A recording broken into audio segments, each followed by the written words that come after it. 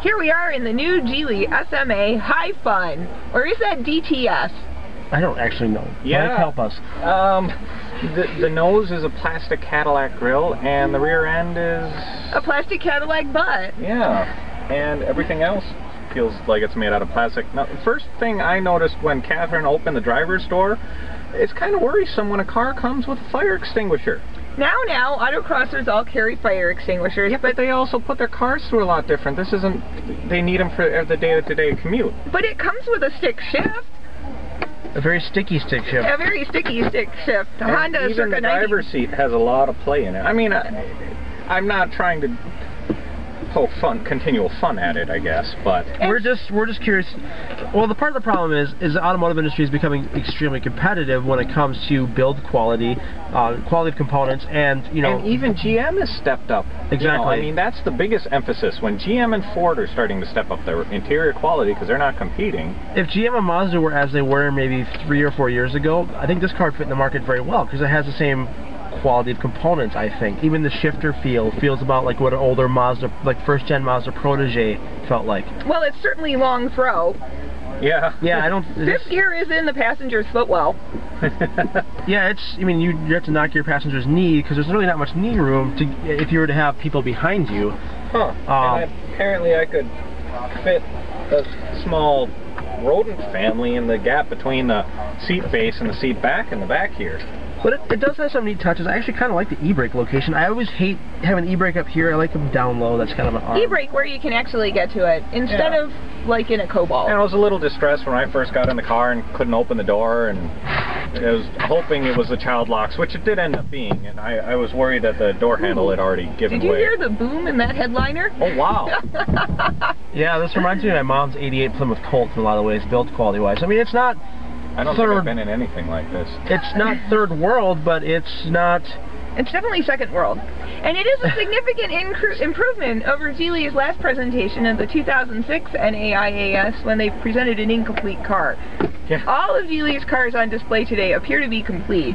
Yeah, something I noticed too is they have a little coupe over there, as they call it, and it looks maybe Tiburon-ish, you could say. I completely agree. My first thought. Or maybe the ZX2 Actually, it reminds me of the Ford Puma, which we don't have here. Something like that, but I noticed on all the cars they all have itty-bitty little 14-inch wheels, and it kind of threw me off at first, because you know, the trend is to ever bigger wheels, but I suppose it's a way to keep costs down. And I found one of my favorite French features on a car. The horn is on the turn signal stock instead of in the middle of the steering wheel where most Americans expect it to be. Yeah, which would be great in a panic situation. Fabulously. It looks like a mail envelope.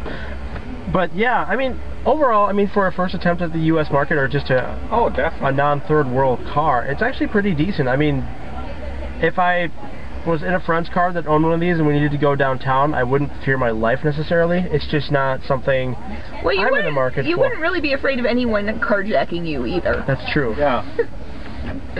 So, well, I think that wraps it up for our visit to Geely and the enormously fabulous High Fun. Yeah, it is. Yeah. Definitely fun. It's fun, all the things you discover. Thanks, and we'll be back with something else. Well, we're in the Shangfeng Kailin, which is Shangfeng's latest introduction to the U.S. market. It won't be for sale for about 3 years, if that happens, but here we are in it. My eyes are burning, seriously. Yeah, it's kind of freshly finished plastic smell in here. And it is. I don't think we can do this one too long in here because I think I'm gonna get high and Matt's gonna pass out. My eyes are just watering. I do this for a living, so I'm used to it. Something that we commented on is I pointed out the faux carbon fiber on the dash, and it's going in 2 directions. Yeah, I mean, and okay. The glove box almost didn't shut. And we're not trying to diss these cars. I guess maybe the fact that we're so used to European models too that have been around forever. I pulled the sun visor mount out of the ceiling by flipping it down. Yeah. Right. Well, I mean, so this looks like it's still in fabrication. Like they just got done fabbing it. This, I mean, look, these buttons. They're not finished. These are like, whoa, that is really cool. They have LED dome lights. Oh, that is nice. That's a positive. Although we also have... It's also cheaper to manufacture, too, so... Certainly. We have the long throw shifter, but once again we have a manual in a relatively small car. And the e-brake cover doesn't actually, I just noticed, cover the whole thing. I can stick my hand and touch all the mechanism, and now I'm greasy. The one in my 82 Rabbit doesn't really cover the whole thing either. But that's also an 82 Rabbit. That's an 82 Rabbit. The car does have a very large greenhouse, which is interesting in today's world of gun-slit windows. Yeah, that is true. I mean, I noticed the very tall, that's why I kind of beeline towards this. It just looked funny. Yeah, I kind of want to check out the SUV I was walking towards, because that one looks like it has the build quality thing figured out. This thing seems like it's still in the model production where they're getting all the VPs in to look at the dash and stuff like that. Yeah, I can see that. There's different shades of shininess and different colors of plastic, sometimes even in the same panel. And I think I can see the cutout where the airbag's supposed to kerplode in your face. I think I can see that too. Yeah, that's great. Well, maybe we'll head over to the Li Bao, which is Shangfeng's SUV, for a minute.